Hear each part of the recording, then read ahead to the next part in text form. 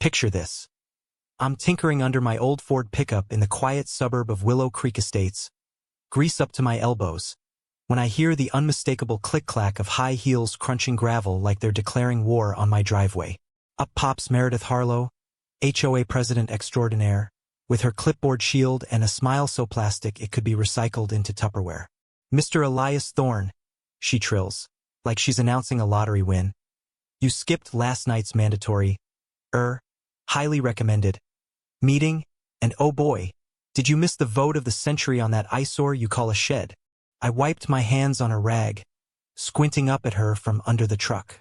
The shed, she meant, was my garage workshop, a sturdy outbuilding I'd hammered together myself back when this neighborhood was just dirt lots and dreams. It wasn't just storage, it was my sanctuary after retiring from the county water department, where I restored vintage motorcycles to keep the boredom at bay.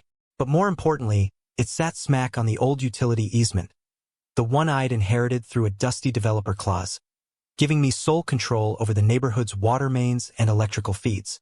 Yeah, the kind of leverage you don't advertise unless some busybody forces your hand. Meredith adjusted her pearl necklace like it was a crown. "The association has democratically decided to convert it into a communal yoga studio.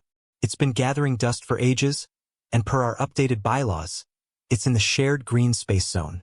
I crawled out, standing tall enough to make her crane her neck. "Shared? Last I checked, my deed says it's mine, built with my sweat and permits from '98. You might want to double-check that map before you start redecorating my property." She didn't blink, just tilted her head like a confused robot. "Our attorney assures us it's communal. The vote was unanimous, well, among those who showed up. Progress waits for no one, Mr. Thorne." And with that, she pivoted like a drill sergeant and click-clacked away, leaving me steaming in the afternoon sun. I could have yelled, could have chased her down, but no. I'd learned the hard way in this cookie-cutter hell. Willow Creek looked like a postcard. Manicured lawns, white picket fences, but underneath bubbled a cauldron of petty rules enforced by Meredith's iron fist. She'd already smeared me once, whispering to neighbors that my junkyard hobbies were devaluing properties. I stayed quiet then, observing how she twisted facts like pretzels. This time, though, this was war, but I'd play it smart, patient. Let her dig her own grave while I sharpened the shovel. The whispers started that evening. My phone buzzed with texts from nosy neighbors. "Heard the HOA's turning your shed into a zen den. About time." I ignored them, instead pulling out my old utility blueprints and installing a few discreet trail cams around the workshop. By Saturday, the invasion began. A caravan of minivans rolled up, disgorging HOA loyalists in matching teal polos emblazoned with Willow Creek wellness warriors. Meredith led the charge, megaphone in hand, barking orders like a discount Napoleon. "Stack those mats over there. Hang the motivational posters. Breathe in peace, exhale drama." Perfect. They'd nailed a gaudy sign to my gravel, "Willow Creek Harmony Hub." I watched from my porch, coffee in hand, as they fiddled with my padlock using what looked like a butter knife.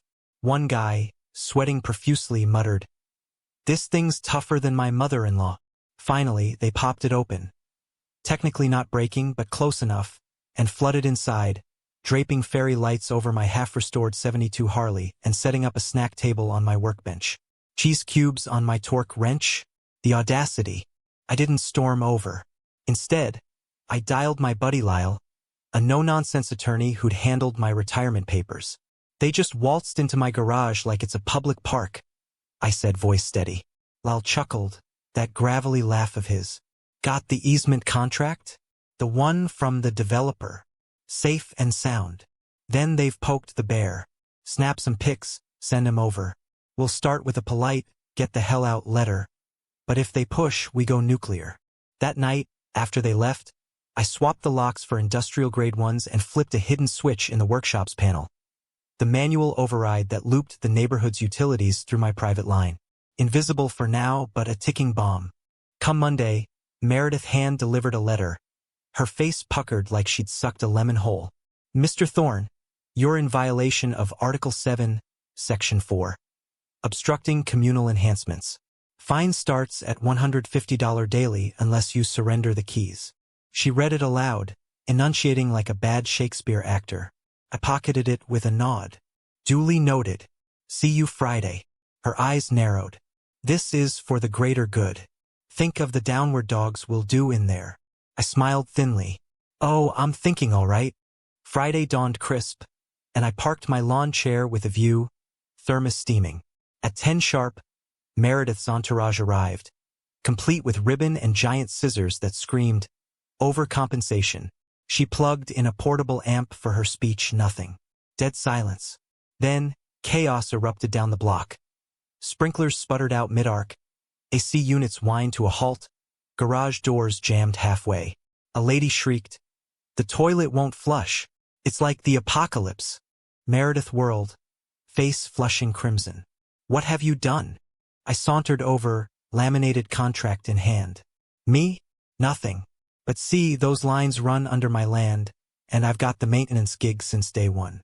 You trespassed, partied in my space. Now the grid's on vacation."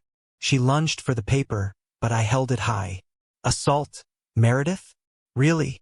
Volunteers scattered like roaches under light. One mumbled, "I thought it was legit." I addressed the crowd. "Paperwork's open book. Lawyers on speed dial for that restraining order." Her voice cracked. "Misunderstanding." But a cop car sirens wailed. Someone panicked over the outage. Officer Diaz stepped out, aviators gleaming. "Trouble." I laid it out, trespass footage contract. Meredith stammered, "We believed it was ours." Diaz eyed her. "Ma'am, breaking locks ain't belief. It's burglary." He reviewed my cams on-site, face hardening. "Dispatch a detective. This smells like organized idiocy." Meredith paced, muttering about community spirit. But Diaz shut her down. "Save it for your lawyer, lady." That was the spark. Neighbors who'd bought her BS started knocking on my door that night. Not mad, but enlightened. First, the Millers from next door, beers in hand. "She said your garage was abandoned HOA land." Tom admitted, sheepish. "Showed us a map at the meeting." I raised a brow. "A real map? Or one she doodled?" His wife, Lena, snorted. "And those admin fees she's been charging? No receipts. We asked once, and she quoted some bylaw about executive discretion." I leaned in. "She's dipping into the pot without votes?" They nodded. "Her cronies rubber stamp everything." I fetched my HOA charter copy, dog-eared at the transparency rules. Section 5. Any spend over $100 needs full disclosure and vote. Tom laughed bitterly.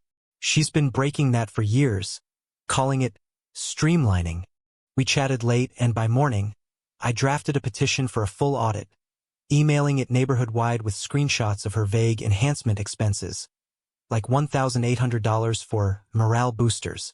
Signatures poured in, 65% by noon, folks venting in replies about her nitpicky fines for unapproved flower colors or excessive holiday lights.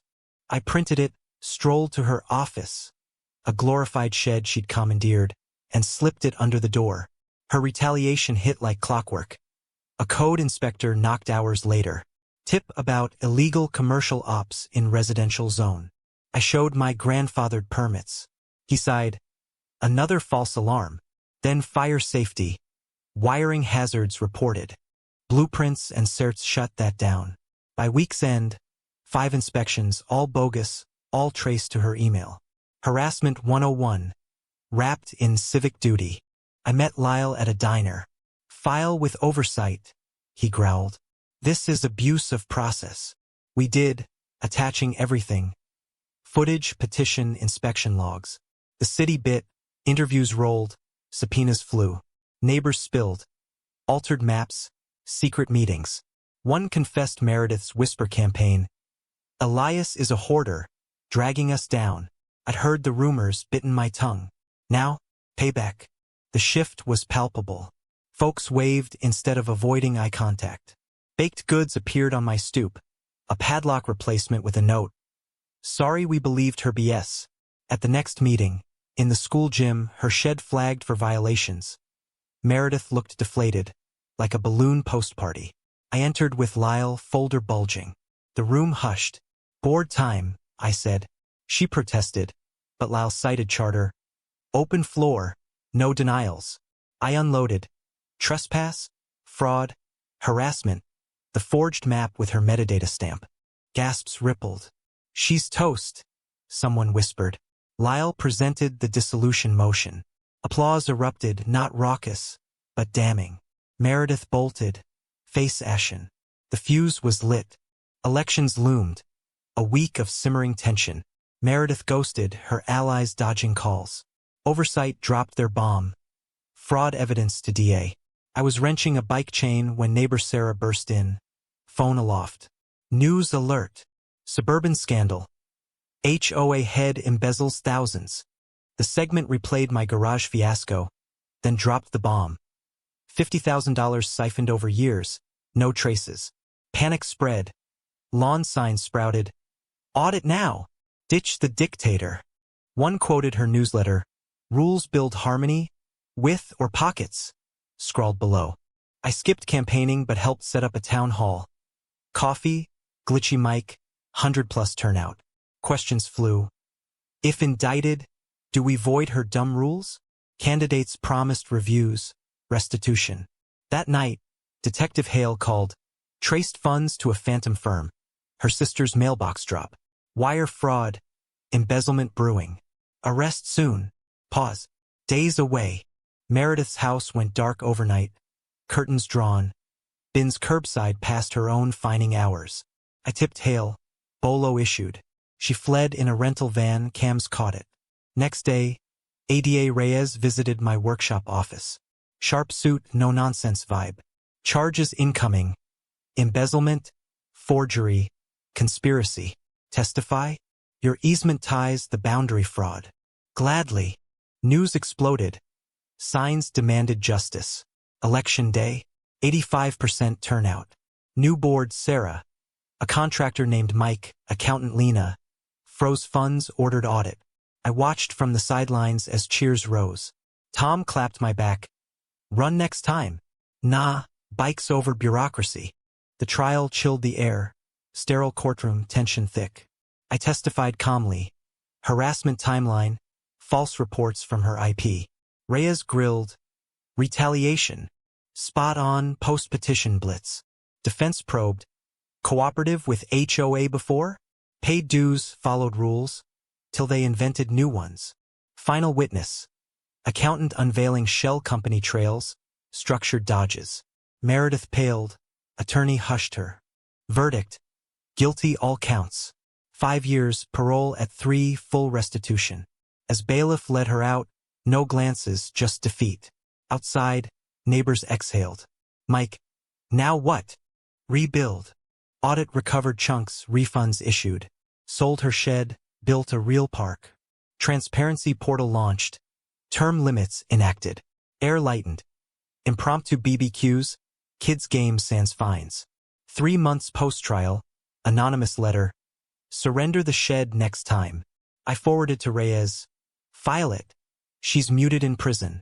One dusk, polishing a Triumph in the workshop, Sarah visited with her kid, eyeing my tools. Open classes? Community fix it. Pondered, not forced but genuine. Maybe if they bring tools. Porch sitting later, sunset glowing, the neighborhood breathed free. I'd been the quiet observer, now the catalyst. But really, it was us versus her throne of nonsense. So, viewers, was shutting off the utilities vigilante justice or just enforcing real boundaries? Drop your thoughts. Was Meredith the villain? Or does every HOA need a reality check?